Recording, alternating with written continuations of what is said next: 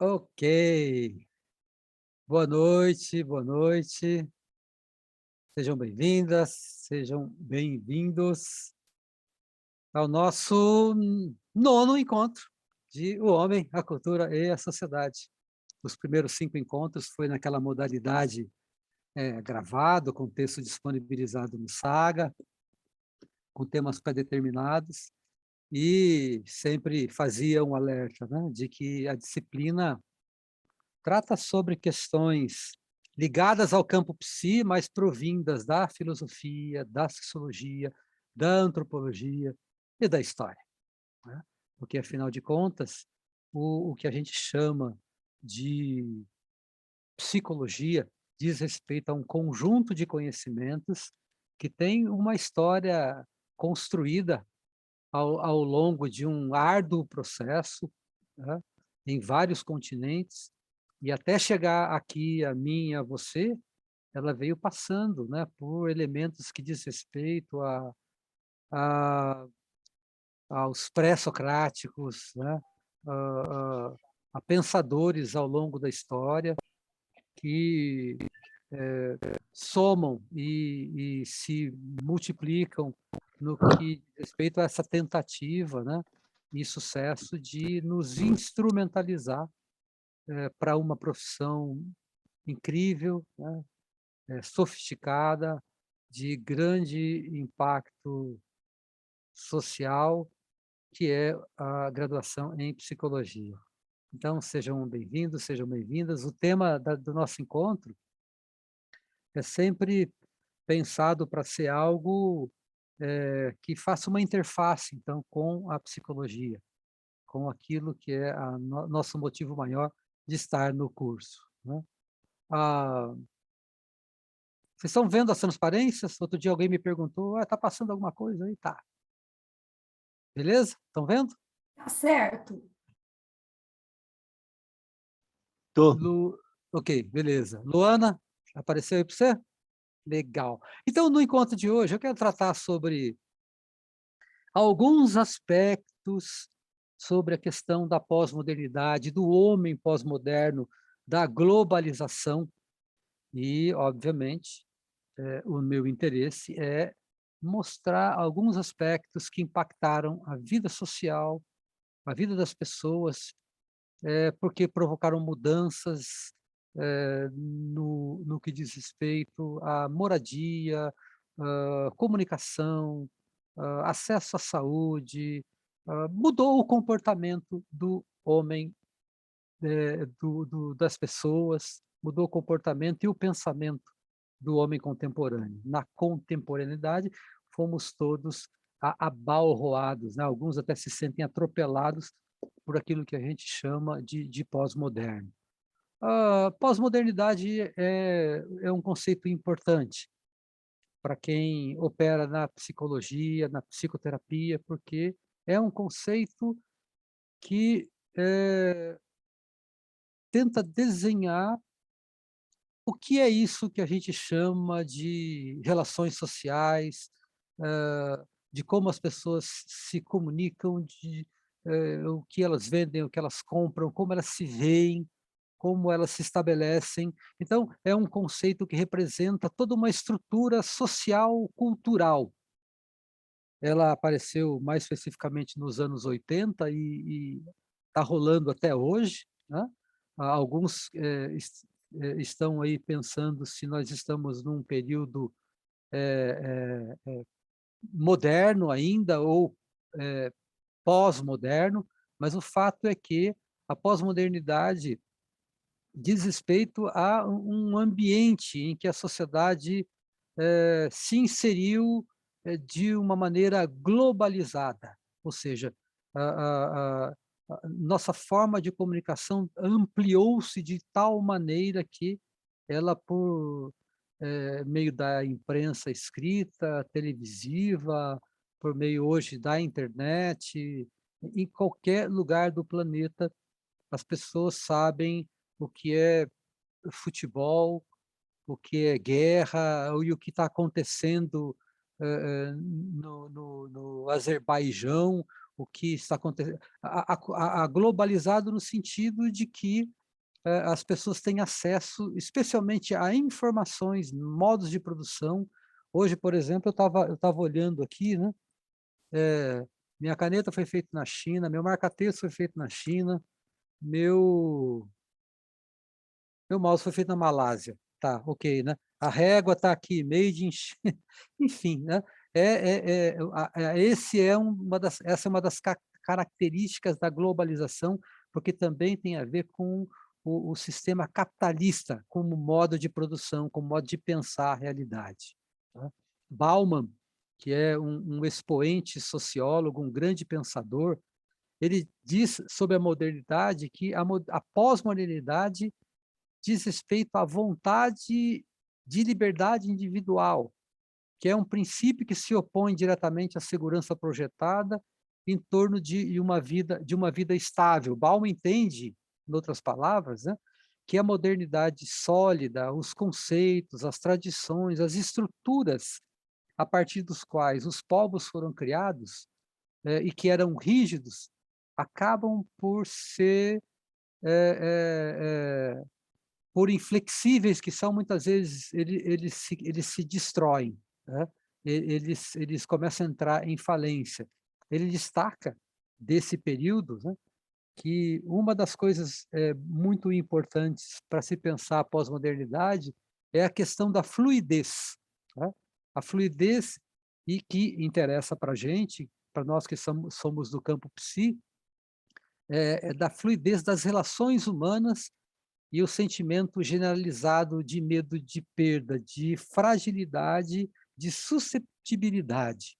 Ou seja, todos nós podemos ser encontrados, todos nós podemos ser achados, hã, todos nós podemos nos ver de um modo ou de outro.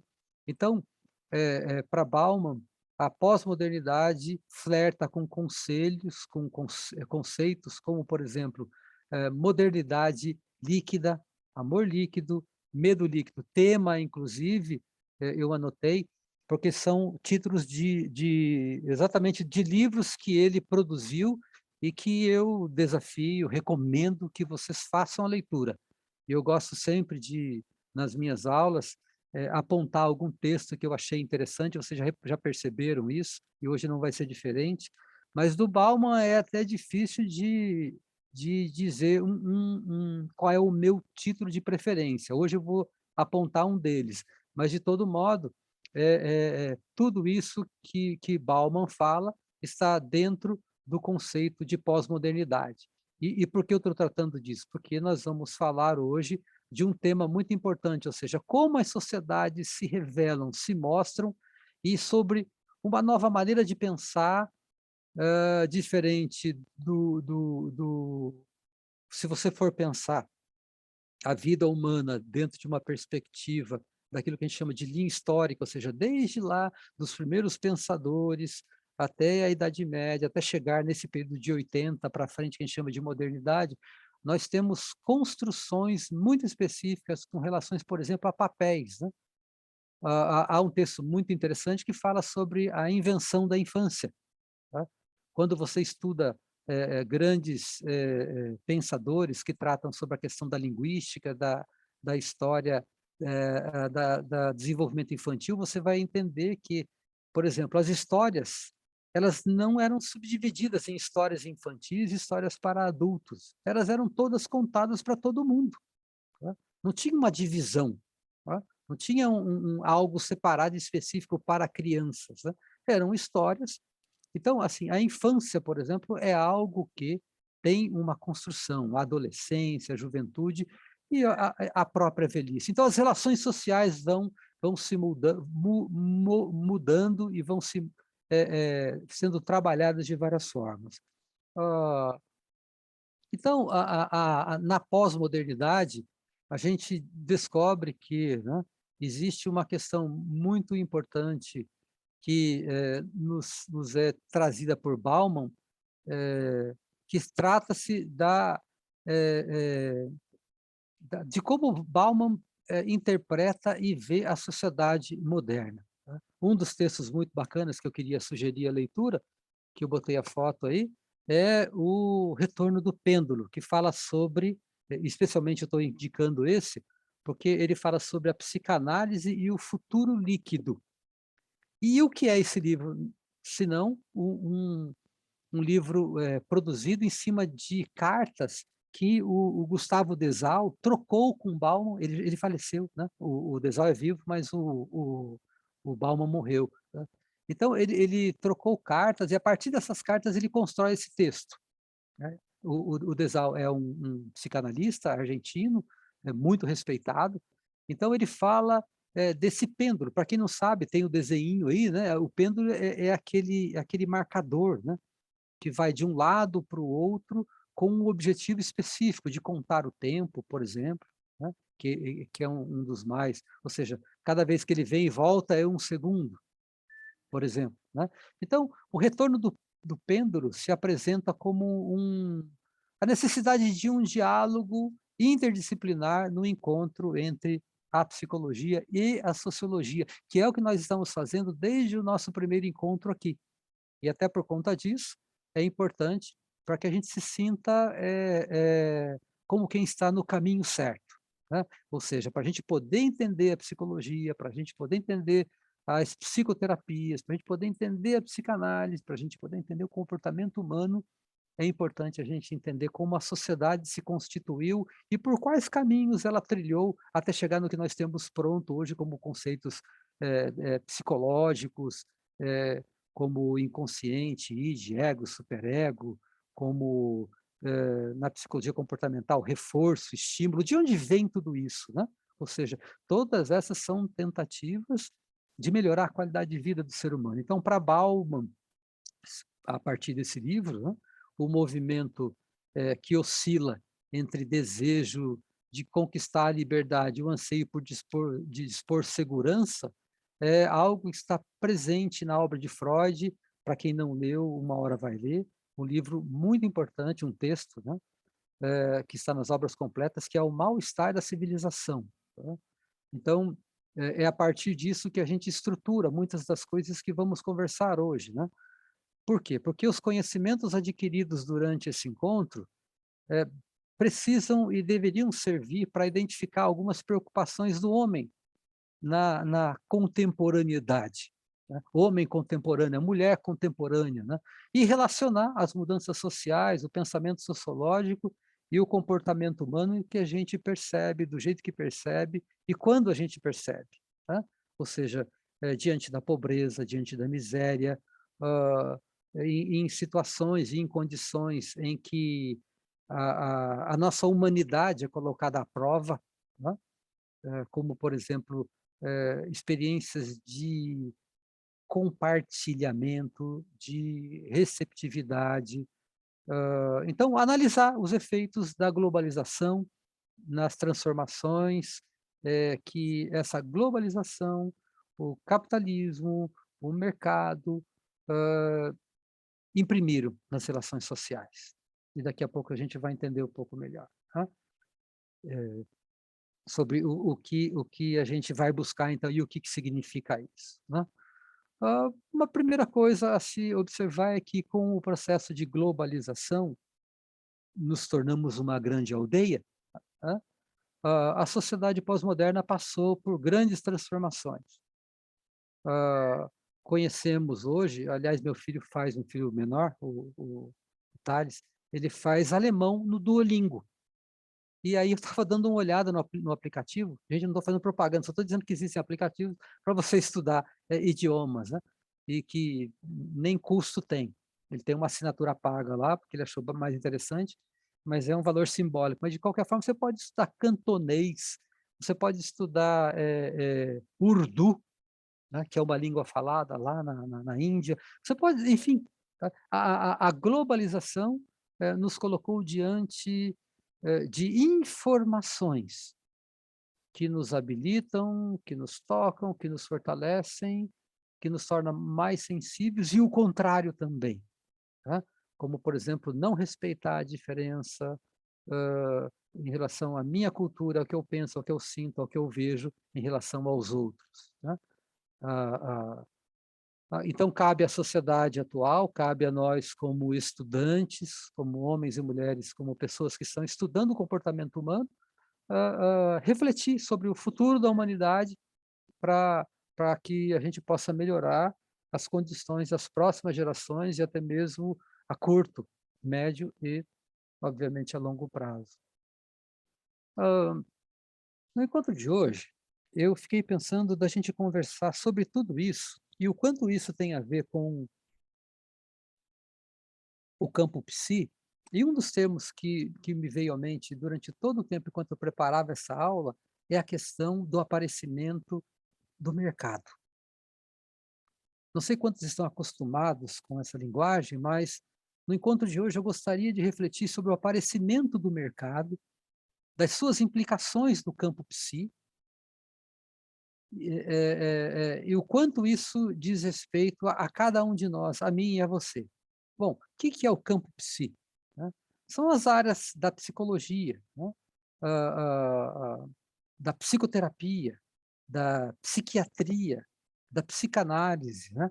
Assim, vamos dizer assim, que esse grande grupo de trabalhadores e trabalhadoras que lidam com o comportamento humano, com a saúde mental, são aquelas pessoas que, por obrigação, deveriam entender o comportamento humano e, inclusive, perceber em que, condições eles estão existindo, ou seja, não estamos numa tela em branco, estamos, nós, especialmente, em Campo Grande, no Mato Grosso do Sul, centro-oeste do Brasil, América Latina, somos latinos, falamos a língua portuguesa, ou seja, todo esse conjunto de informações tem um sentido, tem um valor, tá. Não somos europeus, não somos asiáticos, quem somos nós então, ou seja, no nosso no nosso, campo de trabalho, e que lidamos com pessoas, essas pessoas e nós temos características específicas, né. Então, para falar sobre, nós do campo psi, no mercado, é preciso a gente entender o que significa mercado. O mercado é aquilo ou aquele conjunto de condições, de situações que dita, que determina as regras, de como as trocas econômicas vão funcionar, tá. Então, para Bauman, o mercado é aquilo que dita as regras e as regras do mercado são, marcadas pelo objetivo econômico capitalista. E aí ele diz assim: "Aniquilação dos concorrentes e o sucesso com os consumidores". E a gente vai depois, entendendo um pouco melhor. Mas só para a gente começar a entender o que é mercado, nós temos inúmeras possibilidades de escolha. Você já percebeu isso, obviamente, tá. Nós temos inúmeras possibilidades de escolha e consumimos produtos que identificam um determinado estilo de vida, comportamento. Então, ao transformar tudo em mercadoria, a nossa sociedade também se constituiu a partir de um determinado fetiche pela posse, pelo ter, mais do que ser, mais do que existir, por uma satisfação, e prazer pelo consumo. As marcas, as grifes acabam por se tornar, um símbolo de quem somos, né, no na fila do pão, né. A sua compra também significa, o status social do qual você pertence, o desejo de um reconhecimento perante os outros. Tem até uma brincadeira aí, né, entre o quem é mortadela e quem é o quê mesmo? Como é que é? Quem é de esquerda são os mortadelas, né, e quem é de direita esqueci lá, tem lá uma brincadeira, né.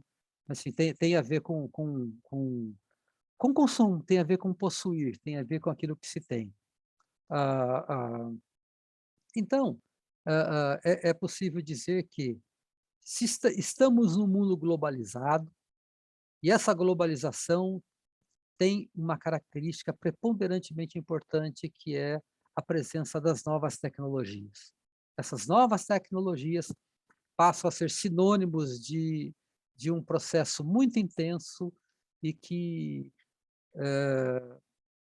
nos influenciam o tempo todo, porque essas informações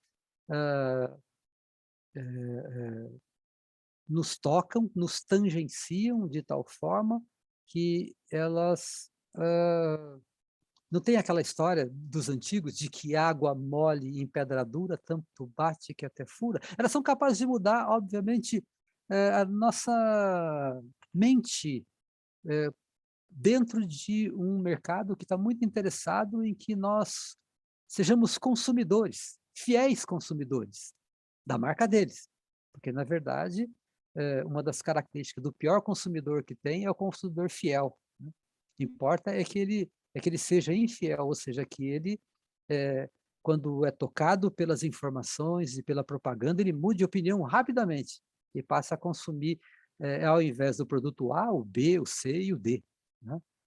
Então, quais são as características desse mundo pós-moderno, globalizado, em que o mercado dita as regras? É que conectamos as pessoas muito facilmente, temos relacionamentos, muitas vezes impessoais, ou seja, desumanizados, que acabam por resultar em falta de confiança, de relacionamentos extremamente superficiais e distanciados só de aparência, né, e e que também, por conta até de o quanto a gente tem acesso a esses meios de comunicação, acentua a diferença entre as pessoas. Ah,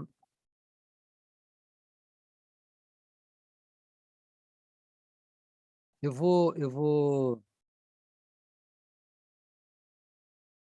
introduzir um vídeo para que vocês entendam de uma forma mais interessante aquilo que estamos dizendo agora. Prestem atenção.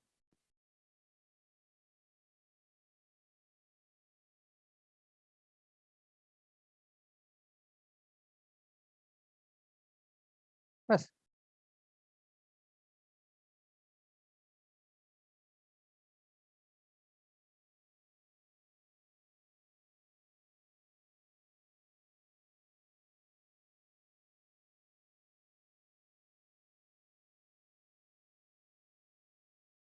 Vocês estão vendo e ouvindo, Só ok? vendo, professor, só vendo, ouvindo não. Hum, hum, hum, hum, hum. Tá.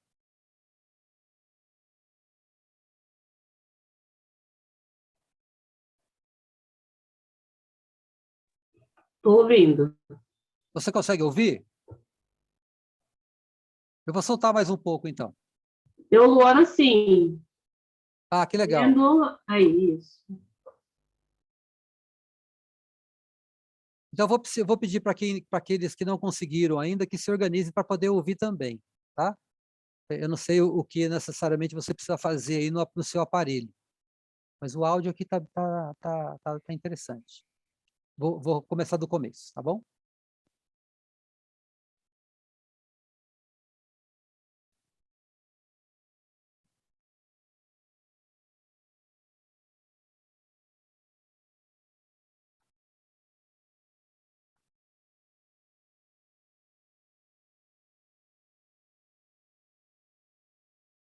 Travou.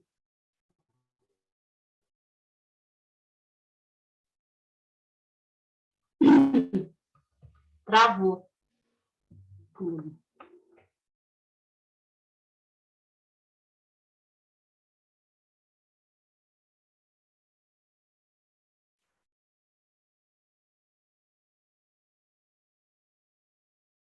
Ué.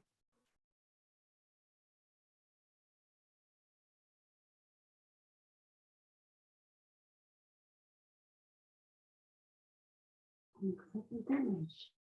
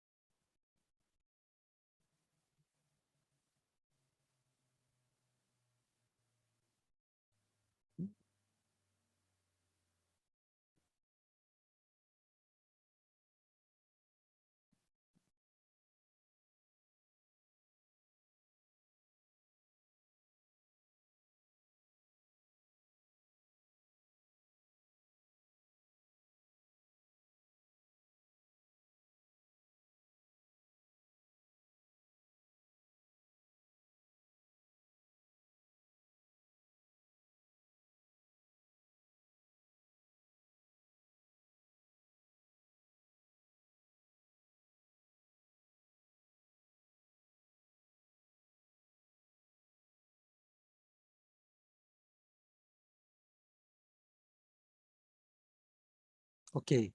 Para quem para quem não conseguiu ouvir, saiba que isso está disponível lá para todos, para todas, na plataforma, tá? Eu só trouxe para cá o link porque achei bem interessante o modo como ela construiu esse texto, dando um significado especial para cada uma desses aspectos interessantes do que é para esses autores, para Giddens, por exemplo, né? O que seria a sociedade pós-moderna, ok? A sociedade pós-moderna, então, é altamente plural, diversa. Tudo parece estar em constante fluxo, né? Como ouvimos agora no texto, né, Lyotard, que afirmou que o mundo pós-moderno, diferente daquilo que Marx pensava, passou a ser um mundo com outros tipos de exigências e desafios. Não existe mais concepções gerais da história ou da sociedade que façam muito sentido. Também não existe uma noção geral de progresso que possa ser defendida. O que é progresso? Tá? O que justifica, né, a aplicação de algumas tecnologias somente para alguns grupos e para outros não? Alguém falou comigo?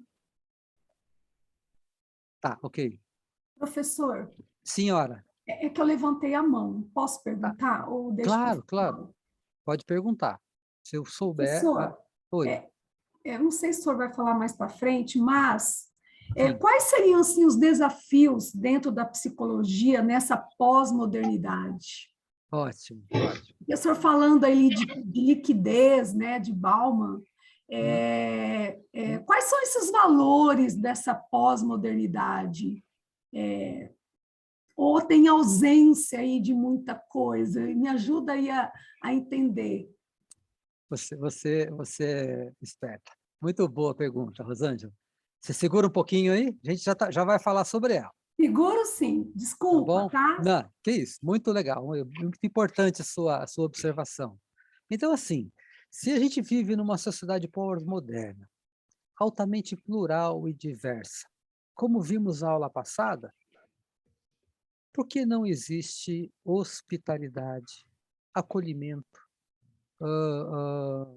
receptividade com respeito àquilo que a gente chama de diferenças, tá? O Lyotard disse que com a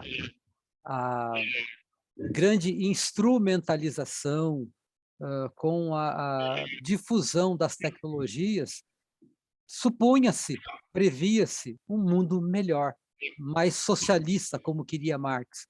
No entanto, a gente vê que isso não aconteceu bem desse jeito, né? Não assim.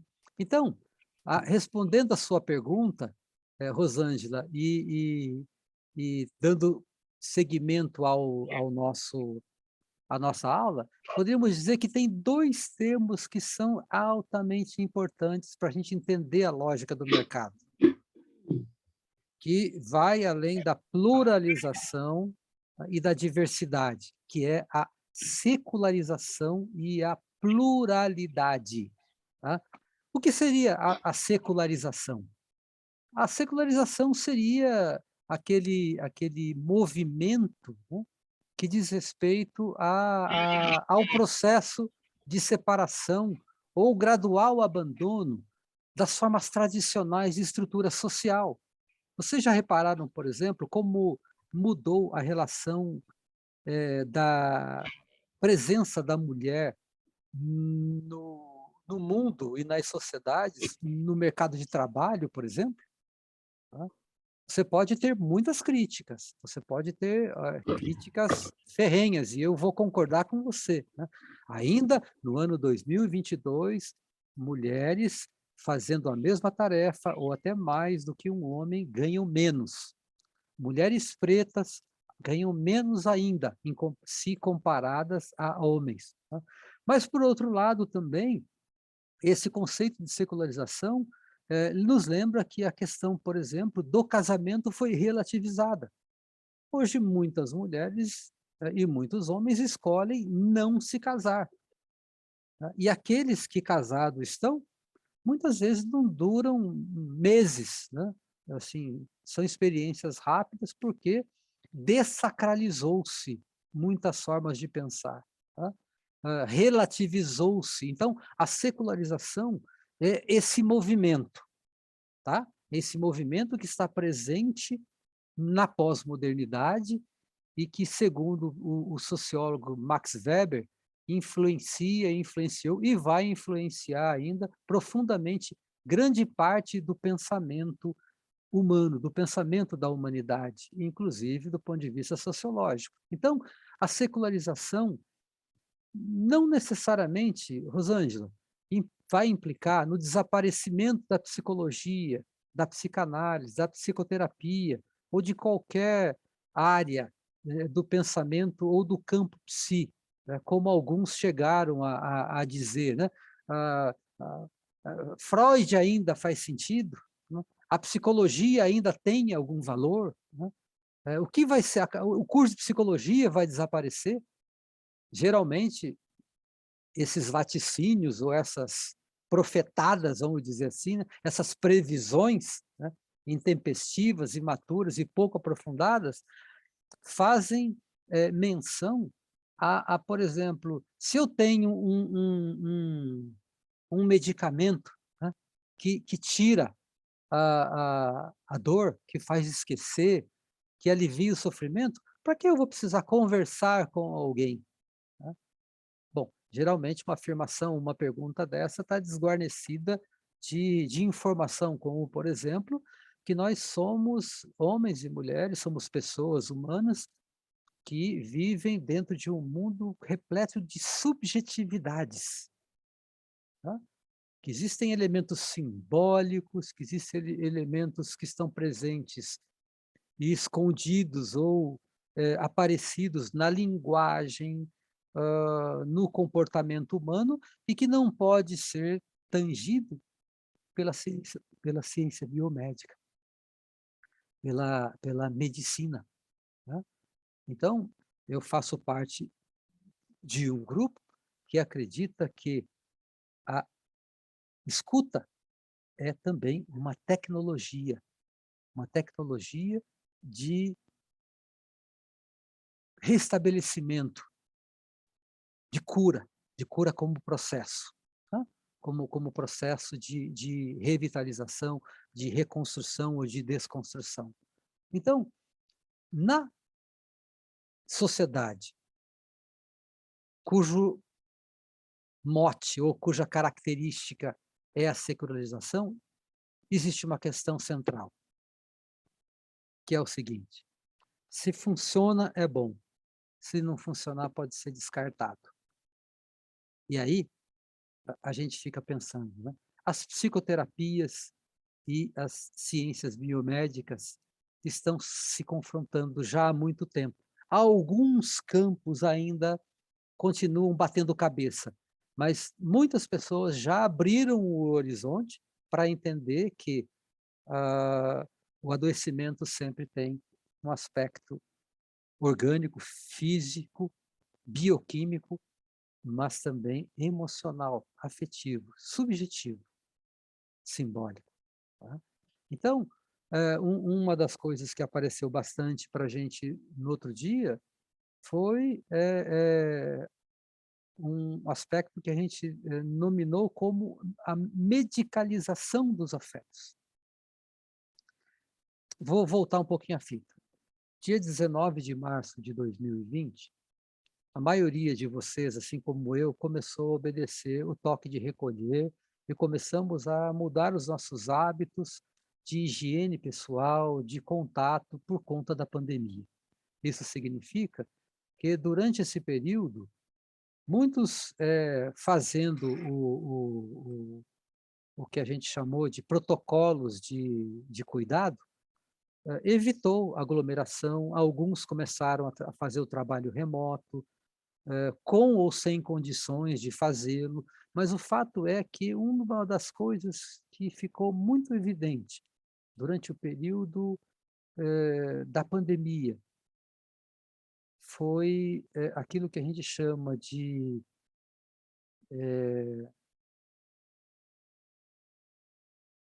medicalização dos afetos, ou seja, o que eu posso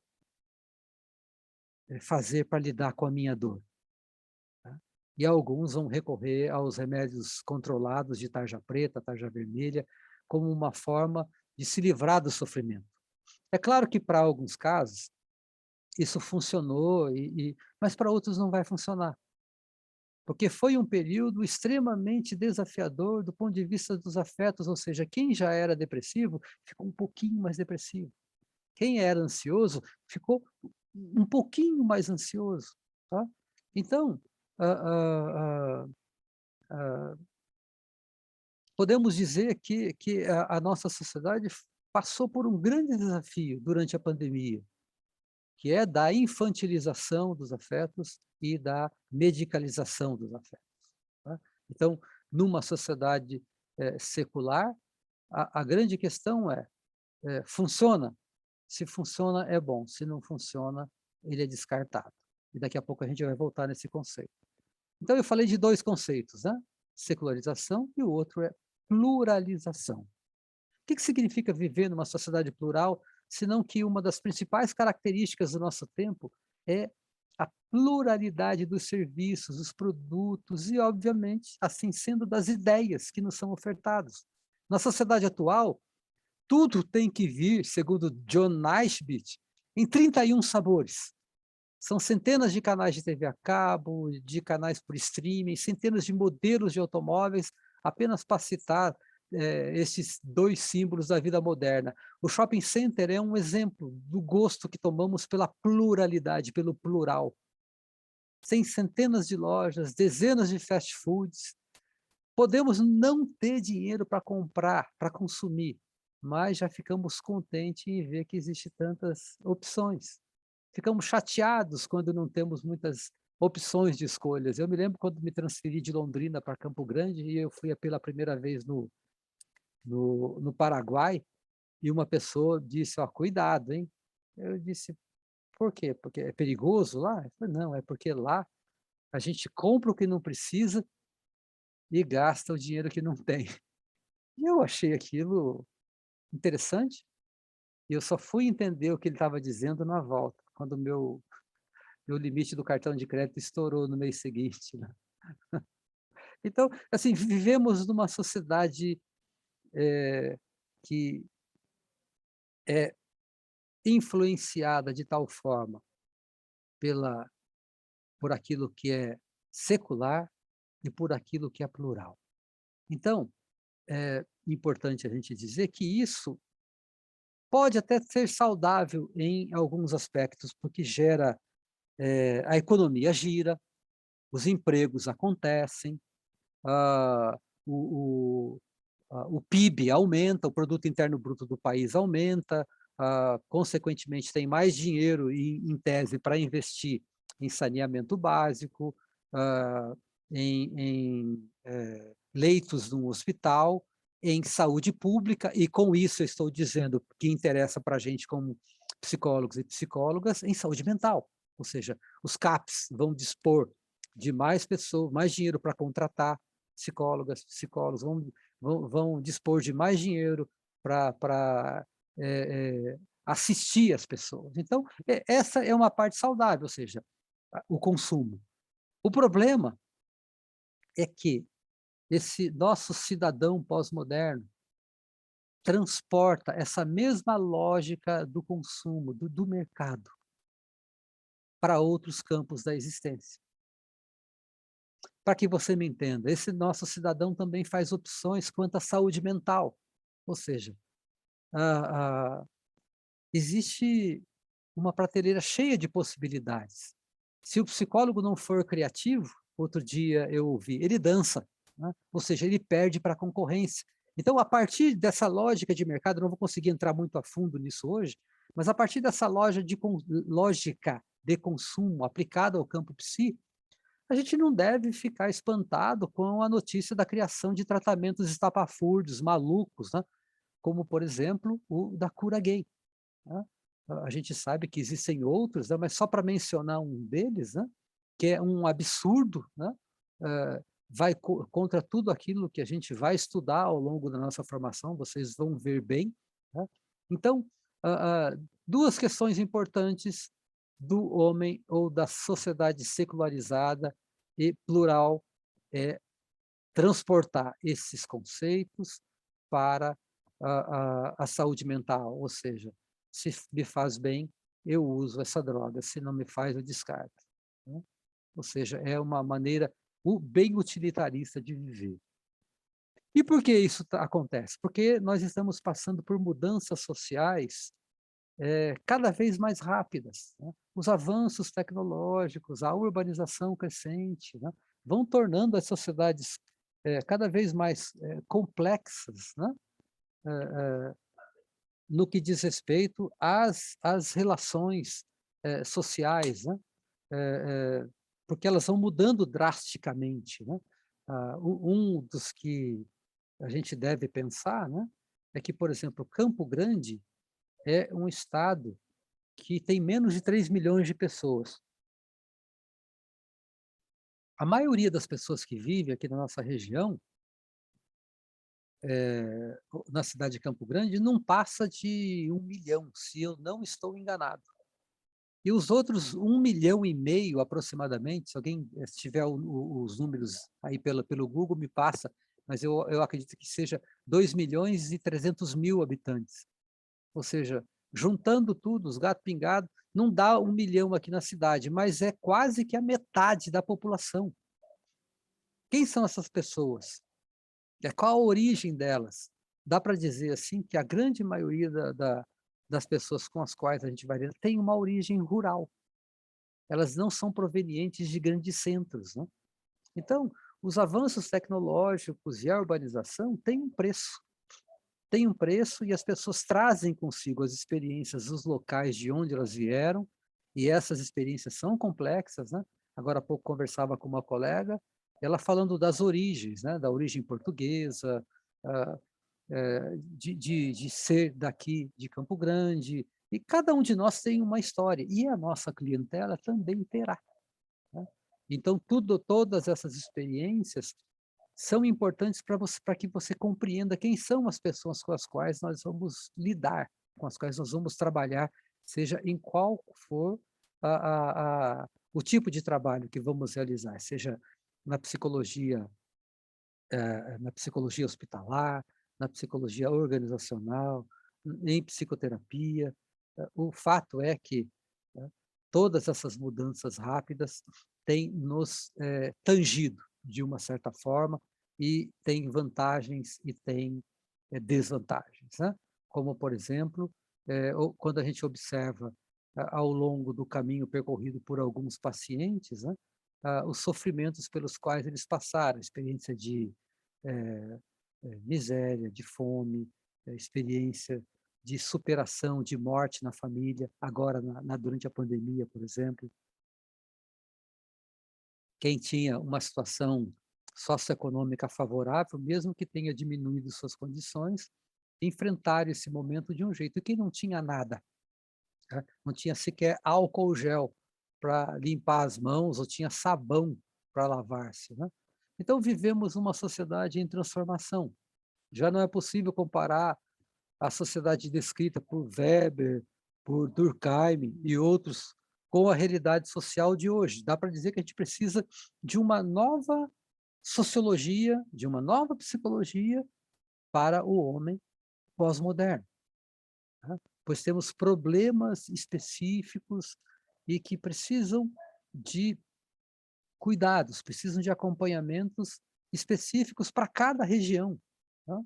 Para cada perfil cultural, socioeconômico com os quais nós vamos lidar, né? Então, é importante dizer, eu já estou encerrando, gente, nós estamos fazendo um sobrevoo sobre o tema, né, que é um tema grandioso, né, mas para que vocês entendam que vivemos em um mundo complexo, desafiador, que tem grande mutabilidade, e essa mutabilidade, muitas vezes, não permite que nós conheçamos as pessoas com a profundidade e com a, a, a necessária intimidade de que necessitamos, né? Então, a modernidade tem aspectos importantes e, como nós vimos, Bauman e os outros autores, merece muitas críticas, né? Então, é possível a gente dizer que o plural e o diverso são elementos importantíssimos para que nós possamos compreender o modo de atuação da psicologia, ou como a psicologia vai se ocupar esses espaços, né? A sociedade pós-moderna, então, é altamente pluralista e diversa, em uma quantidade incontável de filmes, vídeos, programas de televisão, sites de internet, né? As imagens circulam de uma maneira que você pode ver, em curto espaço de tempo, uma programação pela Deutsche Welle, ou seja, lá dos alemães, você pode ver o canal francês, você pode ver programas feitos na Índia, no Paquistão, você tem o mundo praticamente na palma da mão, né? Como quem está com o celular nela, vamos dizer assim, né? Então temos contato com muitas ideias e valores, mas de uma maneira superficial, de uma maneira que não mobiliza em nós o necessário, né? Então temos contato com muitas ideias e valores, mas eles têm pouca conexão com a história com a história da minha vida, da nossa vida, né?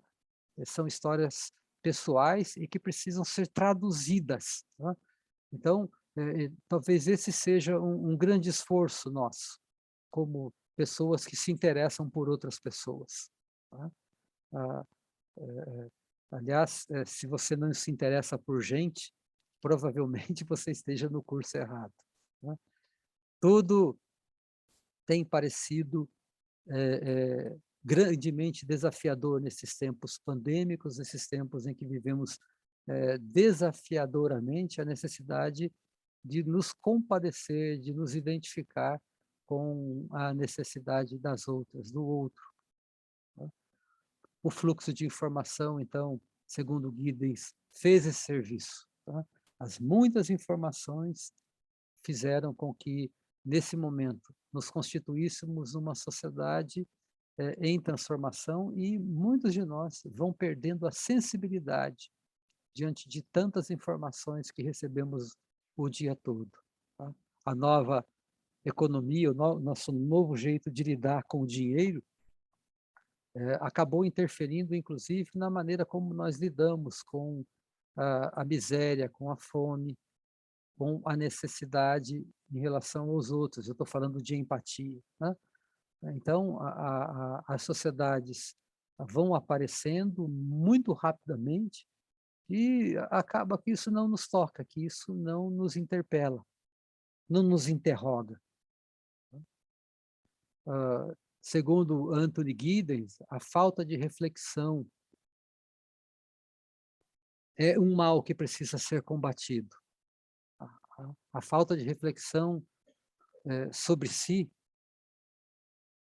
acaba por se desdobrar em uma falta de reflexão e reconhecimento do outro, das outras pessoas, das outras sociedades e dos outros grupos dos quais eu não faço parte. Então, existe o que a gente chama hoje de uma crise da ética. Existe uma crise da ética e uma falta de confiança, né?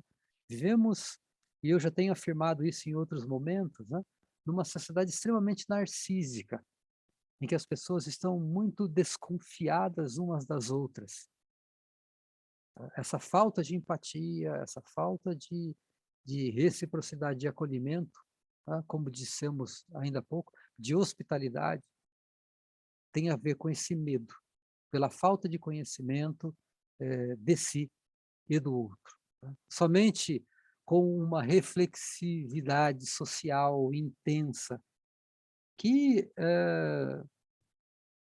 a psicologia pode nos dar, é que poderemos entender o indivíduo inserido onde ele está e poder enxergar o outro como um ser igual, tá?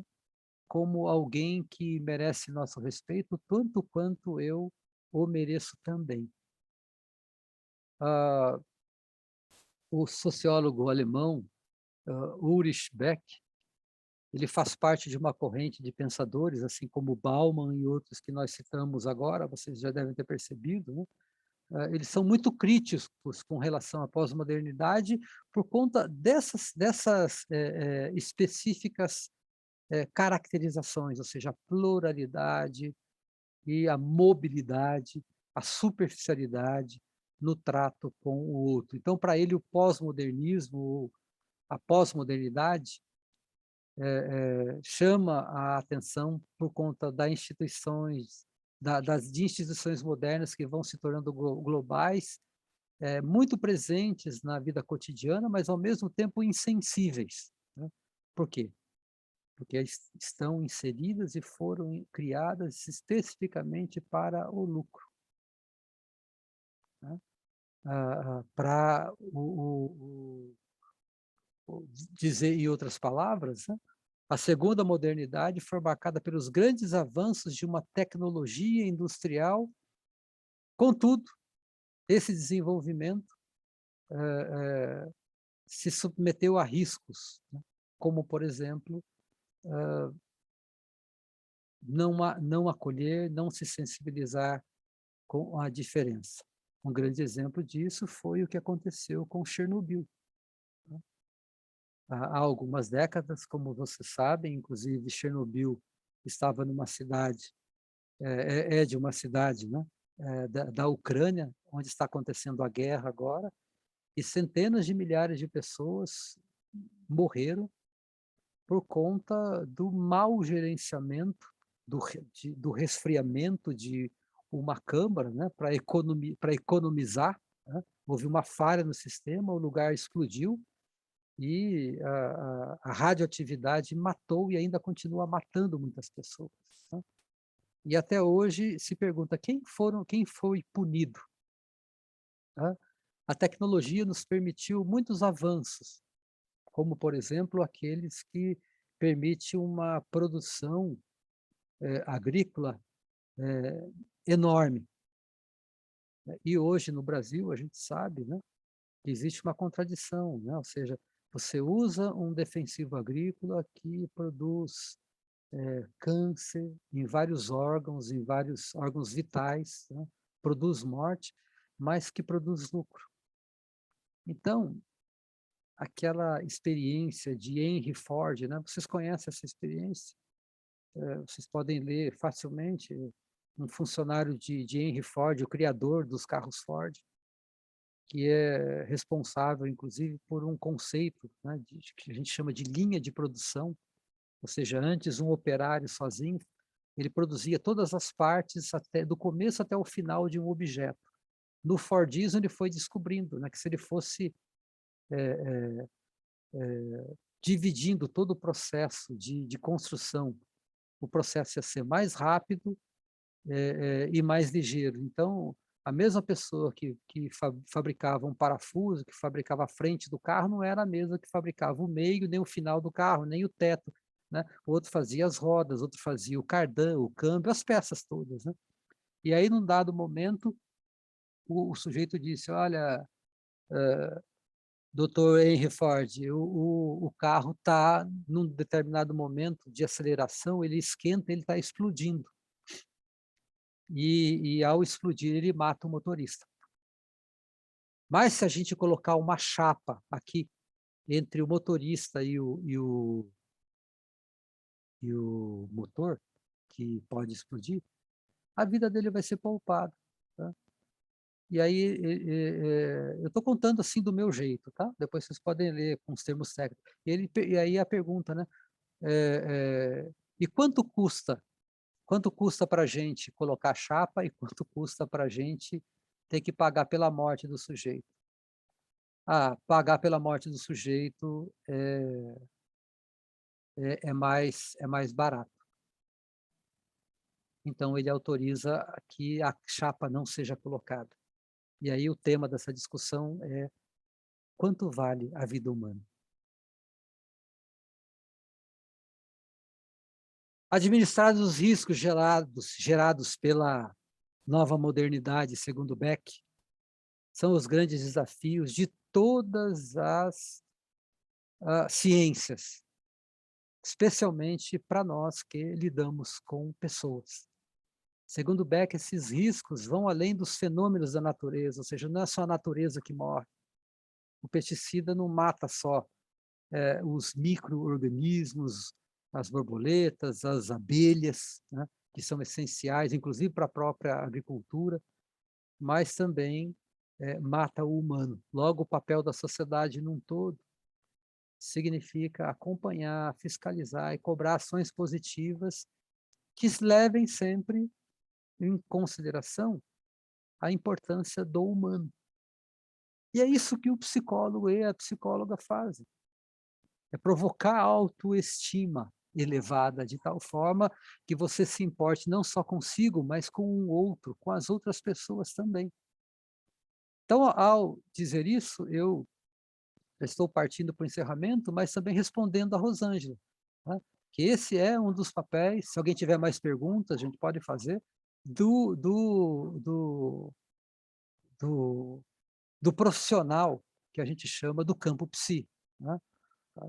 Então, ao final, é possível afirmar que não há lugar mais para sentimentos de empatia, altruísmo e alteridade no mundo que os defensores da pós-modernidade chamaram de aldeia global. E nós precisamos reverter isso. Uma sociedade que não se importa empaticamente, altruisticamente, ou seja, generosamente com as diferenças, é uma sociedade marcadamente egoísta e adoecida, patológica. Os homens, as pessoas estão se tornando indiferentes umas com as outras, né?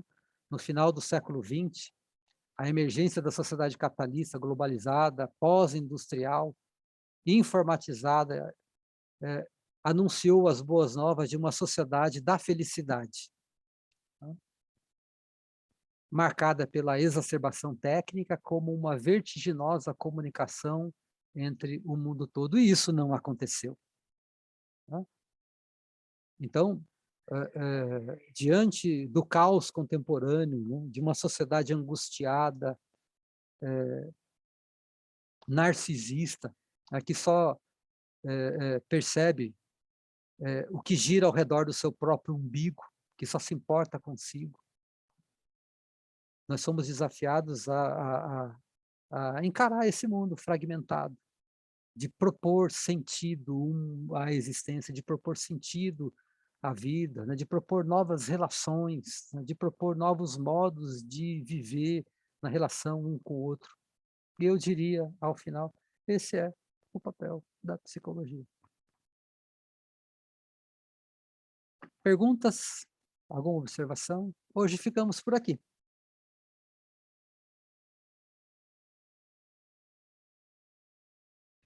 Rosângela Madruga. Oi, professor.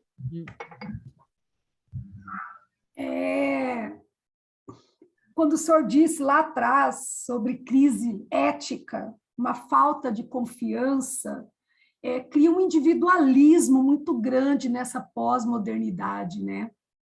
Uma insegurança, mesmo com todo esse meio capitalista que o senhor colocou da pluralização. Uhum. E há uma subjetividade, né? O psicólogo, acho que ele vai ter que rever, contribuir com nova subjetividade no seu trabalho, acho que isso é um pouco criativo também, né? Uhum. É essa perspectiva que o senhor vê pela frente? Olha, muito bem observado. E você pensou algo que tem sido objeto da minha apreciação. Para quem ainda não leu, está lá disponível, né, a minha tese do doutoramento.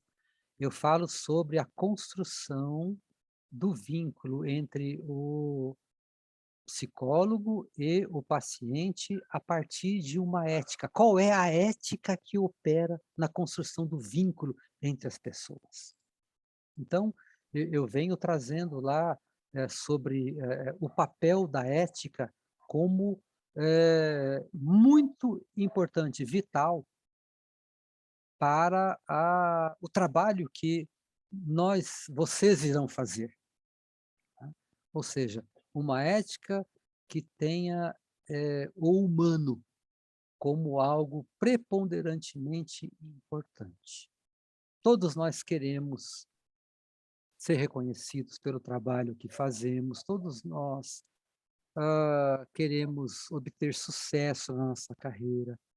Todos nós queremos ser aceitos, ninguém quer ser rejeitado, tá? A não ser uma mente perversa, muito adoecida. Todos nós queremos fazer avanços e conquistas, mas que na nossa agenda esteja presente a ética da alteridade. Levinas fala da ética da alteridade como perguntando: é possível que exista um mundo onde caibam todos e todas? E por aí a gente vai. Então, vamos ter mais oportunidades de conversar, de trazer novos autores, né, para que a gente possa refletir sobre essa grande ferramenta de trabalho que é a psicologia. Show de bola, professor. Obrigada. Disponha de mim, disponha de mim. Depois eu quero ler sua tese. Tá disponível.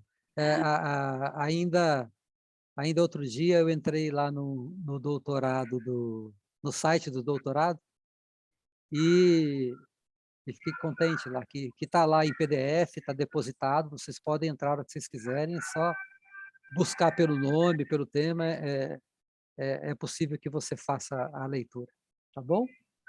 Bom, muito obrigada. Gente querida, gente bonita, é um privilégio sempre reencontrá-las, e até daqui a pouco.